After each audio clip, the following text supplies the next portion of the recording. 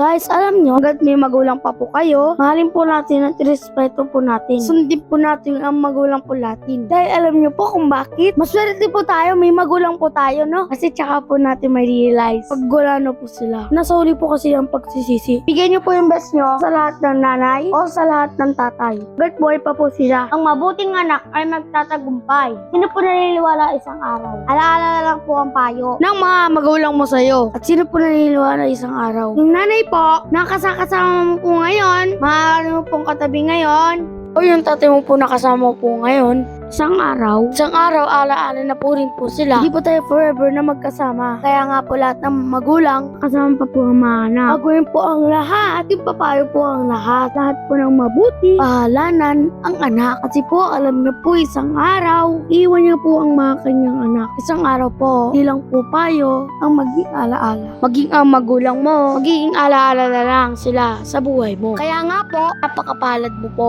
na may magulang ka po nakasama. May magulang ka pa ngayon, papayo pa sa'yo. May magulang ka pa na nagpapaalala sa'yo.